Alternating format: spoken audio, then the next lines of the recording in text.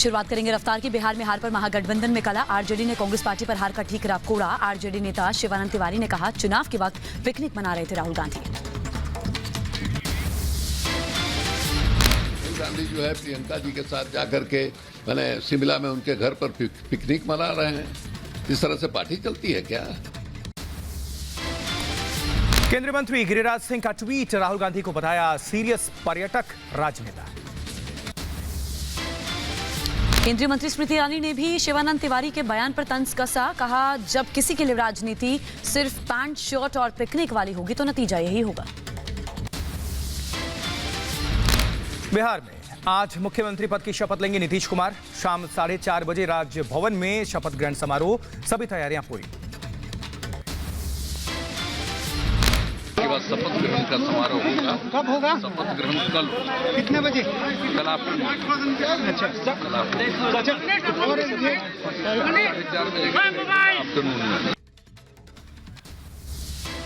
पटना में नीतीश ने राजभवन जाकर राज्यपाल से मुलाकात की। नीतीश कुमार ने बिहार में नई सरकार बनाने का दावा पेश किया।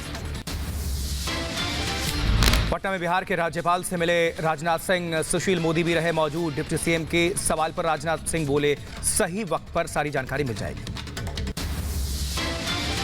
ये विधायक दल के नेता का निर्वाचन हुआ है और श्री नीतीश कुमार जी सर्वसम्मत एनडीए विधायक दल के नेता निर्वाचित। एनडीए विधायकों की बैठक में नीतीश कुमार को विधायक दल का नेता चुना गया। राजनाथ सिंह समेत बिहार बीजेपी के सभी बड़े नेता मौजूद रहे। वहीं जेडीयू विधायक दल की बैठक में नीतीश कुमार को विधायक दल का नेता चुना गया। सभी विधायकों ने नीतीश के नाम पर लगाई मुहर। बिहार में हो सकते हैं 2 डिप्टी सीएम। बीजेपी के तारकिशोर प्रसाद और रेणु देवी का नाम लगभग तय सूत्रों के हवाले से जानकारी। बिहार में बीजेपी ने नए चेहरों को दी बड़ी जिम्मेदारी। तारकिशोर प्रसाद और रेणु देवी विधायक दल के नेता और उपनेता चुने गए। कटिहार सीट से बीजेपी के तारकिशोर प्रसाद लगातार चौथी बार चुनाव जीत कर आए हैं। बीजेपी विधानमंडल में नेता चुने जाने पर बोले तारकिशोर प्रसाद, कहा, पार्टी की ओर से जो जिम्मेदारी मुझे मिलेगी मैं निभाऊंगा। सामान्य कार्यकर्ता की बड़ी जिम्मेदारी मिली। सुशील कुमार मोदी ने ही आपके नाम को प्रस्तावित किया है। जी हाँ, निश्चित रूप से उन्होंने ही मेरे नाम का भाजपा विधानमंडल के नेता के रूप में प्रस्ताव रखा। वहीं डिप्टी सीएम के सवाल पर बोली रेणु देवी, कहा, डिप्टी सीएम को लेकर औपचारिक जानकारी नहीं, पार्टी हाईकमान से जो भी आदेश मिलेगा मानेगी। उपनेता चुनी गई हूं। हमारी पार्टी के सभी नेताओं ने हमें उपनेता चुना है। प्यार को कि जिन्होंने हमें उप मुख्यमंत्री का अभी पदभार दिलवा रहे हैं, मैं सबको आभार व्यक्त करती हूं। सुशील मोदी ने तारकिशोर प्रसाद को ट्वीट कर बधाई दी है। बीजेपी विधानमंडल के नेता बनने पर बधाई दी गई। तारकिशोर बन सकते हैं बिहार के डिप्टी सीएम। सुशील मोदी नहीं बनेंगे बिहार के डिप्टी सीएम। सुशील मोदी ने दिए संकेत। ट्विटर अकाउंट प्रोफाइल से उप मुख्यमंत्री हटाया। सुशील मोदी के ट्वीट में झलकी नाराजगी। कहा, पार्टी ने 40 साल में बहुत दिया, कार्यकर्ता का पद कोई छीन नहीं सकता। लंबे इंतजार के बाद आखिरकार महाराष्ट्र में खुले धार्मिक स्थल। मुंबई के सिद्धिविनायक मंदिर में रोज 1000 भक्तों को मिलेगी एंट्री। श्रद्धालुओं की बात करें तो मंदिर के ऐप पर पहले स्लॉट उनको बुक कराना होगा। कोरोना की वजह से बंद थे धार्मिक स्थल। महाराष्ट्र के पुणे में भगवान के दर्शन के लिए श्रीमंत दुग्धेश्वर हलवाई गणपति मंदिर में भक्तों का तांता नजर आया।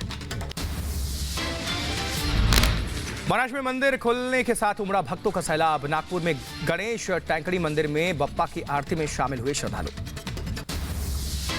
मुंबई के वडाला में भगवान विट्ठल के मंदिर को भक्तों के लिए खोला गया है। एमएनएस नेता बाला नंदगावरकर ने अपने परिवार के साथ भगवान विट्ठल के दर्शन किए। धार्मिक स्थल खोलने से पहले मुंबई के प्रसिद्ध मुंबा देवी मंदिर को सैनिटाइज किया गया। कोविड नियमों का करना होगा पालन। मुंबई में धार्मिक स्थल खोलने की तैयारियां जोरों पर हैं। हाजी अली दरगाह पर भी साफ सफाई की गई है। सोशल डिस्टेंसिंग के साथ एंट्री आज से मिलेगी। वहीं उत्तराखंड के केदारनाथ धाम में सीएम योगी ने पूजा अर्चना की। उत्तराखंड के सीएम त्रिवेंद्र सिंह रावत भी मौजूद रहे। उत्तर प्रदेश के मुख्यमंत्री योगी आदित्यनाथ ने कहा, बाबा केदार का आदेश मिला तो दर्शन करने आ गए।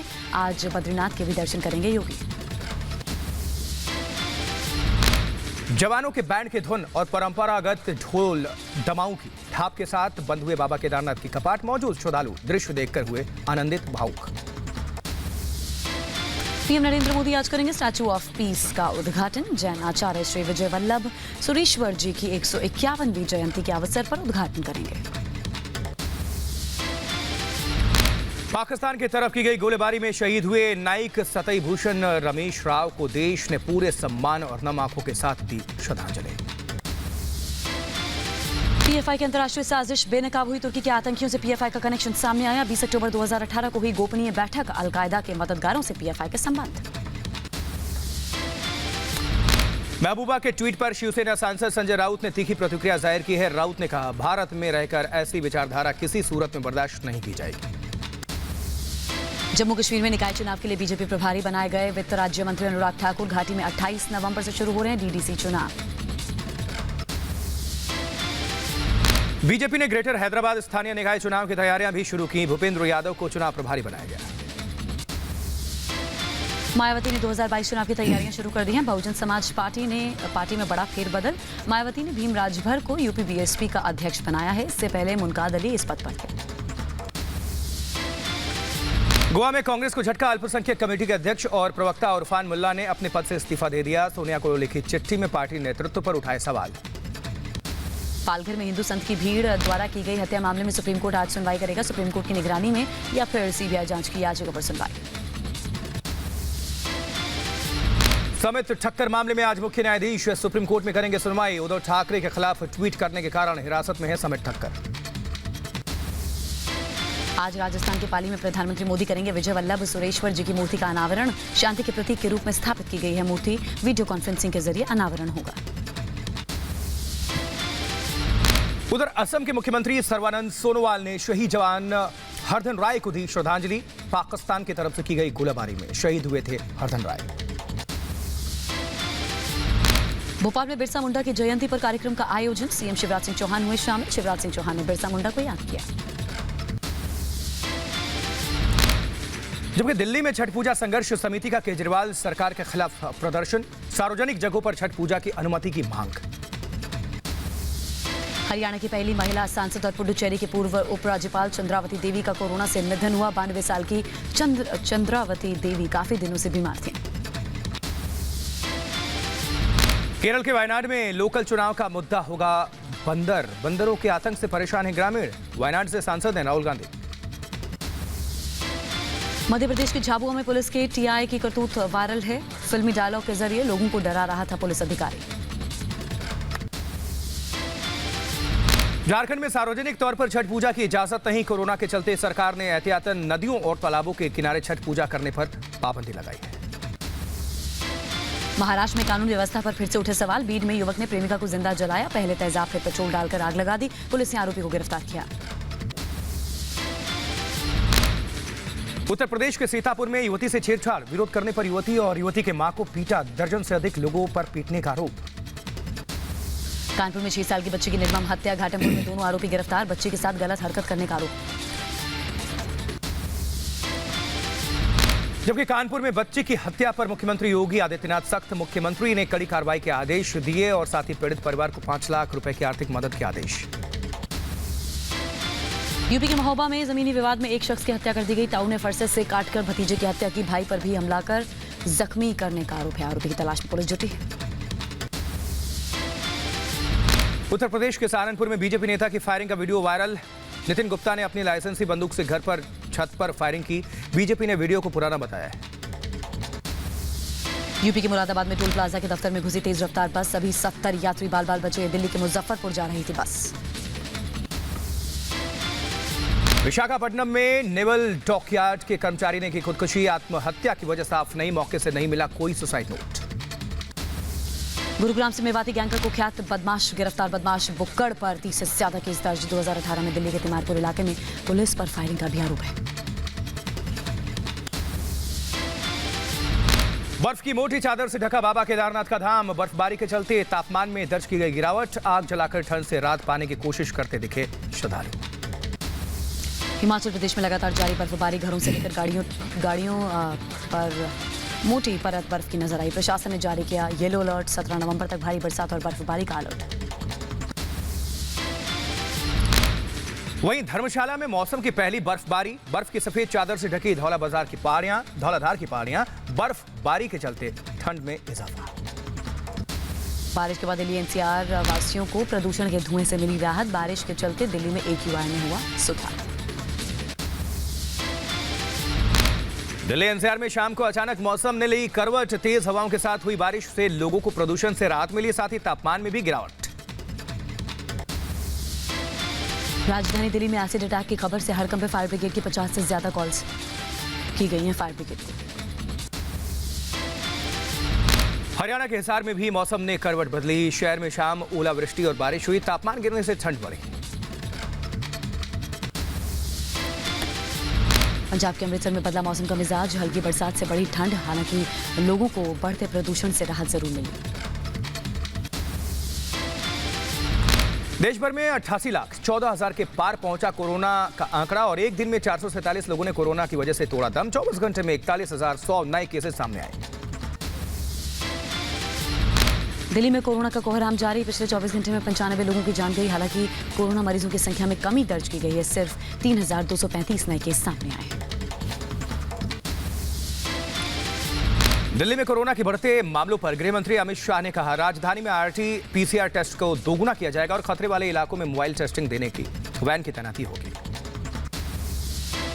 दिल्ली में कोरोना से निपटने के लिए केंद्र सरकार की बड़ी तैयारी। राजधानी में रोजाना 1 लाख से ज्यादा कोरोना टेस्ट किए जाएंगे। दिल्ली सरकार को ICU बेड मुहैया कराएगी केंद्र सरकार। उधर महाराष्ट्र में लगातार कम हो रहे हैं कोरोना मरीज। आज सिर्फ 2,544 नए केस सामने हैं। 60 लोगों की मौत, 3,000 मरीज इलाज के बाद स्वस्थ हुए, डिस्चार्ज किए गए। कांग्रेस के वरिष्ठ नेता और गांधी परिवार के करीबी अहमद पटेल की तबीयत बिगड़ी। गुरुग्राम के मेदांता अस्पताल में भर्ती कराया गया। कुछ दिन पहले कोरोना संक्रमित थे। दुनिया में कोरोना का कहर जारी है। दुनिया भर में 5,48,09,000 के पार कोरोना पेशेंट्स की संख्या। कोरोना से अब तक 13,24,000 से ज्यादा लोगों ने तोड़ दिया है दम। अमेरिकी अस्पतालों में एक बार फिर से कोरोना मरीजों की तादाद में बढ़ोतरी हुई है। शनिवार को 1,77,000 से ज्यादा मामले सामने आए। ऑरेगन और मिशिगन में संक्रमण तेजी से फैलता हुआ दिख रहा है। बात फ्रांस की तो कोरोना मरीजों का आंकड़ा 19,81,000 के पार पहुंचा। वहां कोरोना से 44,000 लोगों ने अब तक गंवाई जान। फ्रांस में रूस में कोरोना से अब तक 33,000 से ज्यादा मौतें हुई हैं। 19,25,000 से ज्यादा लोग कोरोना पॉजिटिव हैं। SpaceX और नासा ने शुरू किया पहला अंतरिक्ष यात्री मिशन। 4 एस्ट्रोनॉट्स ने नासा के फ्लोरिडा स्पेस सेंटर से उड़ान भरी। ब्रिटेन के प्रधानमंत्री बोरिस जॉनसन ने खुद को किया सेल्फ आइसोलेट। कोरोना पॉजिटिव के संपर्क में आने के बाद फैसला लिया गया। ब्रिटेन के प्रधानमंत्री ने ट्वीट कर इस बात की जानकारी दी। अफगानिस्तान ने की आतंकियों पर सबसे बड़ी कार्रवाई। हेलमंड और कांधार इलाके में 150 पाकिस्तानी आतंकवादियों को किया गया ढेर। आंतरिक मामलों के मंत्री ने किया ये दावा। अफगानिस्तान ने पाकिस्तानी सेना के आरोपों को नकारा है। कहा, अफगानिस्तान की धरती पाकिस्तान विरोधी आतंकवादियों की पनाहगाह नहीं। पाकिस्तानी आर्मी ने अफगानिस्तान पर लगाया था आरोप। पाकिस्तान में रावलपिंडी से लेकर इस्लामाबाद तक लोगों ने निकाला विरोध मार्च। प्रदर्शनकारियों ने इमरान खान से की फ्रांस राजदूत को हटाने की मांग।